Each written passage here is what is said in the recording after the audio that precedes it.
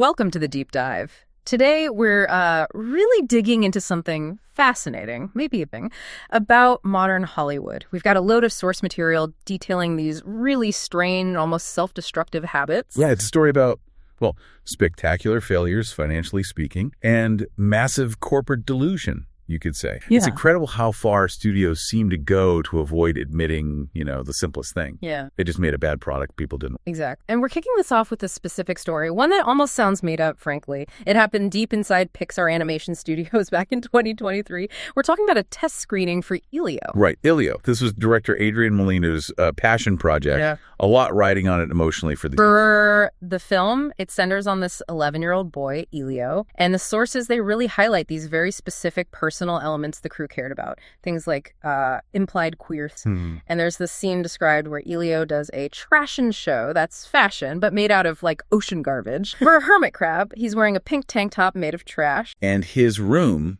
the notes say, had pictures suggesting crushes on other boys. This is meant to be really intimate, reflecting the director's viewpoint, the current moment, all that. Very specific. And that specificity, which, executives sometimes praise internally, calling it visionary. Right. That's exactly why the test screening result in Arizona was such a bombshell. Okay, so they screen the film, 2 hours long. The audience fills out the cards, gives generally positive feedback. Animation's good. Voice acting fine, premise okay. But then comes the real question. The $1 million question, as the researchers called it. Yeah. Based on what you just saw, would you pay money to see this in theaters opening weekend? And the answer, the number that apparently sent shockwaves through Pixar HQ. 0. Not one hand went up. 0% of the people who just watched the movie said they'd pay for a ticket. Wow. Just 0. That's not just bad feedback. That's a complete commercial rejection. It's definitive. And not even because they hated it, necessarily. They just felt zero urgency to actually spend money on it. And that, right there, that's the pivot for our whole discussion today. Because most businesses, if they're looking at maybe $250 million down the drain, potentially, they'd do some serious soul searching, right? You'd think so. I would. But the response was to double down on their internal story, their narrative. Okay, let's unpack this right away. Because the Ilio failure, it's not just one bad movie. It really feels like a symptom, a perfect little example of this, disease, eating Hollywood from the inside. So our mission today for you listeners is to figure out why. Why are these huge studios, especially the ones trading on family appeal and a beloved brand, losing so much money? How do they justify it to themselves? And the big one, why do they keep blaming the audience, the customer, for not buying stuff they clearly weren't interested in? And the key thing to grasp right up front is this fundamental shift in how Hollywood thinks. It's happened over, say, the last decade or so. They've moved away from the old model. Which was? Audiences as customers. You serve them. You make something they want, they pay you for it. Simple transaction. Okay. They've moved to a model where the audience is seen as, students who need educating, or even worse sometimes, like a problem that needs to be solved. So instead of what will people pay for, it's become what do these people need to be taught? Precisely. And that shift from commerce to commentary, from entertainment to instruction, that explains so much. The dying franchises, all this generic kind of soulless content, the huge financial losses we're seeing again and again. The second you decide your customer is wrong, you stop listening to the market, don't you? Let's stay with Ilio then and what happened after that disastrous test screening. So the original vision, Molina's vision, was personal, specific, queer identity, environmental. Right. Executives see the 0% would pay score. Panic. What happened? Well, the reaction, according to the sources, was pretty visceral. Instead of thinking, maybe this very specific niche vision doesn't quite work for the $600 million global box office, we kind of need to bake back the budget, they thought something else. Which was? They decided the themes were too specific for a general audience, that the specificity itself was the problem. So instead of questioning the appeal of the specific, they tried to generalize it. Exactly. They brought in new people, new directors apparently, and just systematically started stripping out those personal elements, like performing creative surgery, trying to make it bland enough for everyone. They sanitized it. Totally. Watered down the environmental angle, made the identity stuff ambiguous, or just removed it, tried to shift it towards some kind of broad, conventional sci-fi adventure plot. And after spending potentially $250 million on this rework, what was the end result? Somehow worse. It wasn't just a bad personal story anymore. It wasn't even a good generic film. It was just empty. The sources call it a generic, soulless husk, defined by what was missing, Yeah. It satisfied absolutely no one. The progressive viewers who might have liked the original thing, they felt betrayed, like it was a cowardly move. Right. And the general audience, the ones who didn't raise their hands in Arizona. Still, completely forgettable. Bland adventure stuff. It wasn't art. It wasn't commerce. It was just there. Yeah. and expensive. And then the film comes out, inevitably crashes and burns, lowest opening weekend in Pixar history, hundreds of millions lost, a potential franchise just dead on arrival. So the big corporate response, an apology, a rethink. You wish. No, this is where the blame game really kicks into high gear, becomes almost official policy. Disney itself, not some random exec the corporation gets on Instagram. No, what did that say? Basically scolded the audience. The message was pretty clear. Stop complaining. Disney doesn't make original stories if you don't show up and support them when we do. Wow. That's breath. Industrial level gaslighting. It is. A multi-billion-dollar company fails completely at its most basic job. Oh. Makes something people want to buy, and then blames the customer for not appreciating their supposed genius. That's the disease right there. The failure to connect is immediately reframed. It's not our fault. It's your fault for not getting it or not being good enough somehow. And it's such a contrast to what made Pixar in the first place. Think about the classic. Finding Nemo, The Incredibles, Up. Absolutely. Yeah. The genius there wasn't about targeting specific demographics with specific issues. It was that magic trick of universality. The magic trick being? Taking these incredibly specific, sometimes kind of weird situations, a clownfish dad looking for his son, right? Or that heartbreaking silent montage in Up. Yeah. Using that specificity to tap into something universal. Fear, love, loss, commitment, adventure. You forgot you were watching Fish or An Old Man with Balloons. Yeah. You were watching yourself. That emotional connection, that was the bankable thing. So if that was the classic formula, this new Ilio-style formula is the exact opposite. Seems like it. Instead of specific situations leading to universal feelings, they're making specific stories for specific audiences about specific issues. And when those hyper-targeted films inevitably fail to connect broadly because, the general public is general, what happens? They don't say, oops, maybe we misjudged the market, or maybe the story just didn't work. No, they shift the blame. They accuse the general audience of not being specific enough or progressive enough or whatever enough to appreciate their particular message. And we have to keep bringing it back to the money. This isn't just creative navel-gazing. It's colossal waste. Sources say after all the panic, the reshoots, the reworks on Ilio, the final bill was way over $200 million, maybe closer to $250 million. That's the estimate, yeah. For a film that landed with the biggest thud in their history, it's just reckless financial management, but it's justified internally by this belief that the audience should have been grateful, regardless of whether they actually enjoyed it. It's the cost of ego, when the ideology inside the building matters more than the reality outside. That's a good way to put it. Yeah. The losses pile up, but the core belief that they know best and the audience is wrong seems unshakable. Okay, so this strategy fail, then blame the customer. It's clearly not just Pixar. Our sources are pretty clear. This has become the standard Hollywood. It's almost like buying insurance against criticism before the film even comes out. Yeah, it insulates everyone involved. If the movie hits, great, they're visionaries, they change the culture. If it bombs, oh, well, they're victims. Victims of sexism, racism, bigotry, the political climate, you name it. Either way, they win the moral arguments. The only losers are the shareholders footing the bill and the audience getting lectured. And a key part of this is pre-blink, right? Setting the narrative before anyone's even seen the movie proper. Elizabeth Banks and the Charlie's Angels reboot in 2019 is a prime. Oh, absolutely. Yeah. She wasn't just marketing it as a feminist film. She was almost weaponizing its potential failure before it happened. Famously told the press, basically, if this movie bombed, it proves Hollywood guys are right. Men won't watch female action films. So seeing the film became like a political act, a moral. Pretty much. But here's where you look at the actual data, the context the sources provide. Her whole premise was just wrong. How so? Well, it completely ignored huge recent success. Wonder Woman, $822 million worldwide. Captain Marvel, over $1 billion. The evidence was staring everyone in the face. Audiences absolutely will pay to see women kick ass. If the movie's good. Exactly. They just won't pay for what the sources bluntly called a boring movie that is boring. It wasn't about the gender. It was about the quality and the entertainment, or lack thereof. We saw a similar, maybe even more complex version of this with The Woman King, didn't we? Viola Davis, the whole team. Yeah, similar tactic, but adding a racial. The message around that film was pretty explicit. If this fails, it sends a message that Black women can't lead globally successful films. So again, the implication is if you don't buy a ticket, you're part of the problem. You're contributing to a race system. That was the underlying message, yeah. It cleverly shifts potential commercial failure of a product into a perceived moral failure of the audience. It's kind of cynically brilliant in a way, using identity politics not just in the film, but as a shield around the film. Makes it criticism-proof. Yeah. How can you critique the film's pacing or plot if doing so gets you labeled a bigot? Right. And if we want the absolute perfect distillation of this whole mechanism, the platonic ideal, as the source puts it, we have to go back to 2016, Paul Feig reboot. Ah, yes. That really set the template for the modern blockbuster blame game. I mean, that film had a huge built-in fan base, people desperate for a good Ghostbusters movie. But the creative choice... Yeah, the sources break it down. The original worked because of that deadpan delivery, the chemistry, the kind of subtle character stuff. The reboot went for loud, improv-heavy, like a very long, stretched-out SNL sketch. And when audiences rejected that, I mean, it only made $128 million domestically on $104 million. That's a clear flop. Fake had a choice, admit it didn't work, or blame the audience. And he went hard on blaming misogyny. But then he took it a step further, which was kind of the defining moment. He blamed the political climate. He did. Yeah. Blamed the 2016 political climate. Floated this idea that somehow Trump voters were organizing sophisticated campaign against his comedy movie about catching ghosts. Right, as if that was the reason, not just that people didn't find it very funny or true to the original. Exactly. He completely divorced the commercial failure from the product itself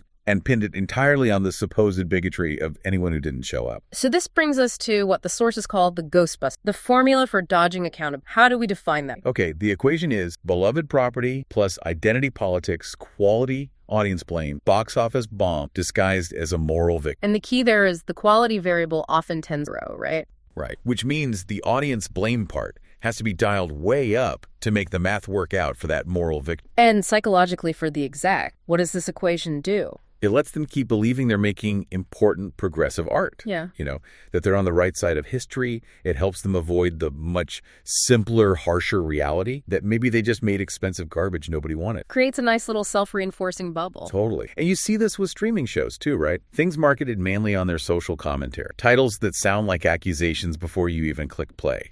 They're almost designed to provoke a reaction. Then they act shocked when the reaction is negative. And blame the audience for not being evolved to appreciate provoke. It's a closed loop. The minute they admit audiences are just looking for quality and good characters, which is proven by every successful diverse film, the whole victim narrative falls apart. And they can't afford that. And this whole deflection thing, it gets really nasty, really toxic when it's aimed at those big established franchises. Star Wars, Marvel, you know, the ones with incredibly loyal, multi-generational fan bases. Right, because here the strategy shifts. It's not just blaming the general audience anymore. It's actively turning on and vilifying the core fans, the very built success. Exactly. Look at Star Wars fans. They've been put through the ringer with this. Take Solo, a Star Wars story back in 2018. That movie was a failure by pretty much any standard. Yeah, it really underperformed. And it was such an aggressive failure because aggressively mediocre, bad timing, nobody really asked for it. I mean, Han Solo was cool because his past was murked. Did anyone really need a detailed backstory on how he got his name or met Chewie? Probably not. And the production was troubled, directors fired, reshoots. Total mess creatively. Yeah. But instead of Lucasfilm or the director, Ron Howard, saying, yeah, maybe we misjudged this one, made something nobody wanted, what did they do? They blamed toxic fans. Right. Suggested the failure was down to these organized trolling campaigns, review bombing, all orchestrated by this supposed evil core group of fans. The irony there is just staggering. It's immense. These so-called toxic fans are the people who kept Star Wars alive for decades. Yeah. They sat through the prequels, Jar Jar Binks included.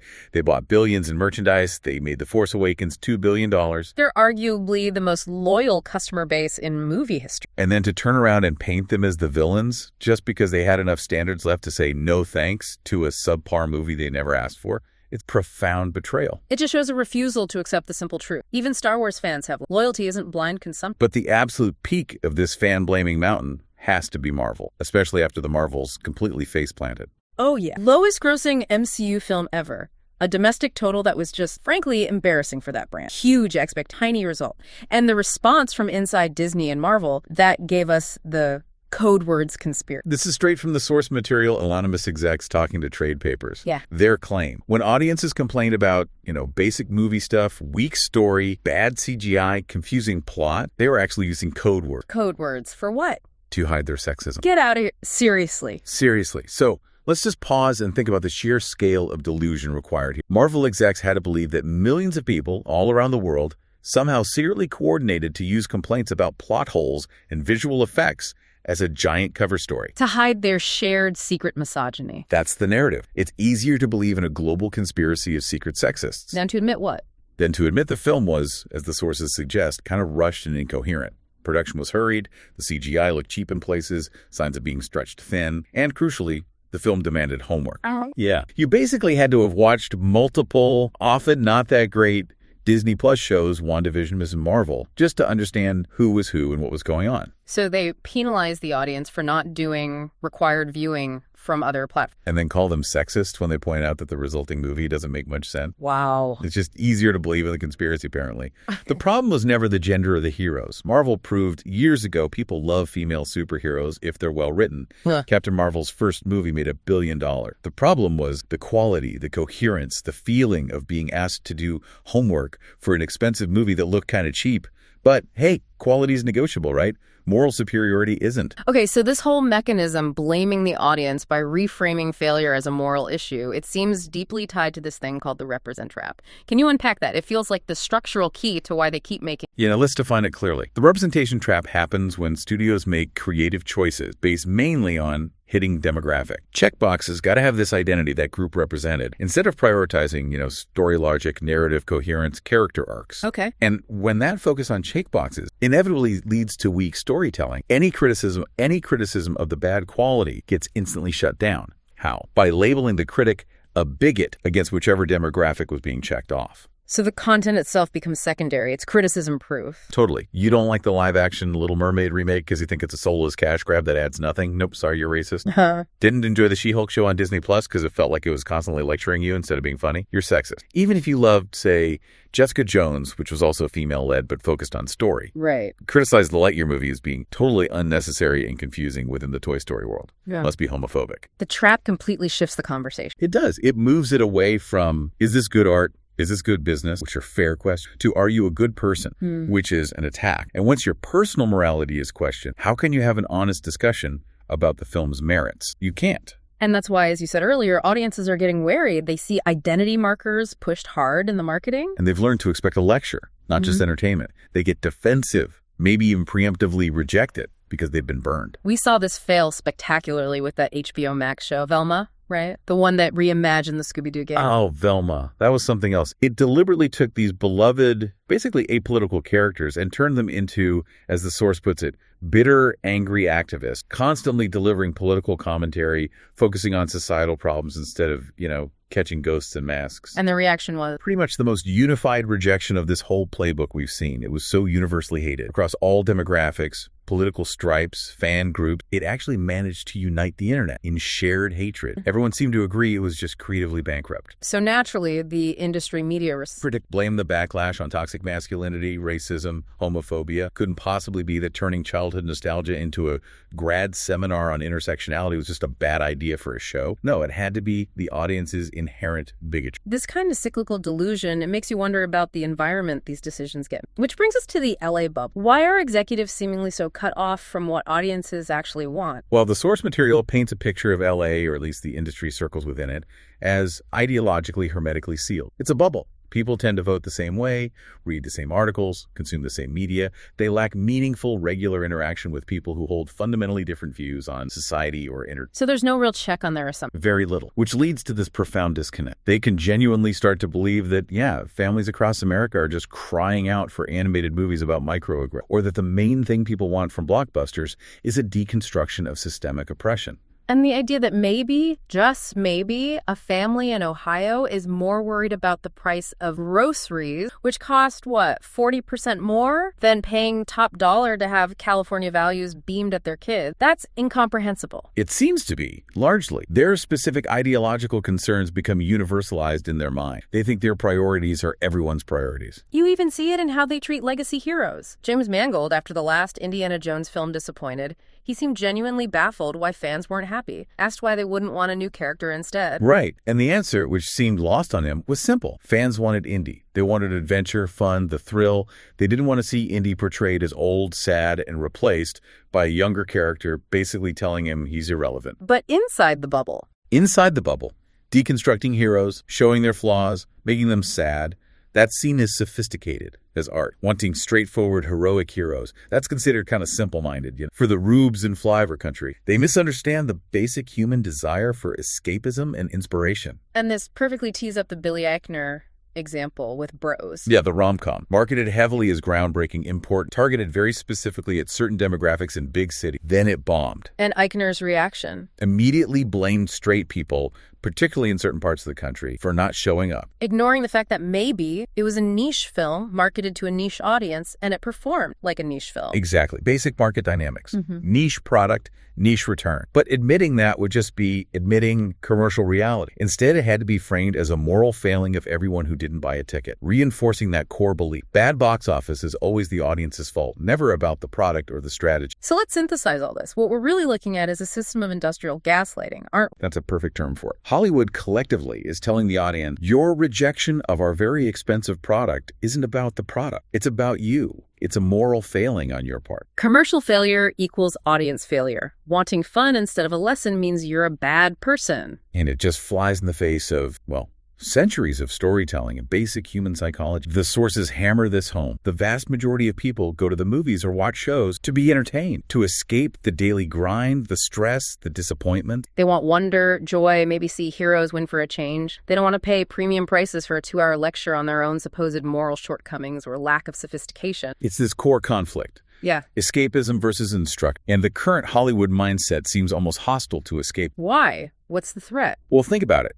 Instruction positions the creator as superior, the teacher, the enlightener. The audience is the student body needing to be corrected or uplifted. Right. That positions the creator as a service, responding to audience demand, giving people what they want. And this current mindset seems to view that simple desire, just wanting to enjoy yourself for a couple of hours, as something kind of backwards, something the audience needs to be educated out of. But no matter how strong that internal belief is, there's an unavoidable force looming, isn't there? The market, financial reality. Absolutely. That always wins. And the shareholder, they don't care about the internal politics, the messaging, the moral victories. They care about return on investment here. So Pixar can't just keep losing $100 million, $250 million on films like Ilio that nobody goes to see. Not indefinitely. Disney has to eventually answer to its board, its shareholders, about why huge franchises like Marvel are suddenly losing hundreds of millions on movies like The Marvel. The excuses wear thin. Even the streaming model isn't immune, right? Netflix might have algorithms. But algorithms don't pay the bill. Subscribers do. And if the content keeps prioritizing niche messaging or deliberate provocation over broad, compelling entertainment that keeps people subscribed month after month, eventually the numbers talk. Subscriber losses will force a change. Which brings us back to the solution, which feels almost painfully obvious when you lay it all out. It really is. Yeah. Just make good movies. Tell good stories. Focus on character, excitement. Make it make sense. Create people audiences can care about, root for. Stop lecturing. Stop preaching. And for God's sakes, stop blaming the people you need to buy tickets. Ilio fundamentally stopped being art. It became a statement, a piece of propaganda in its final compromised form, and audiences smelled it a mile off and refused to pay for it. Right. Art connects, it shares universal experiences, makes people feel less alone.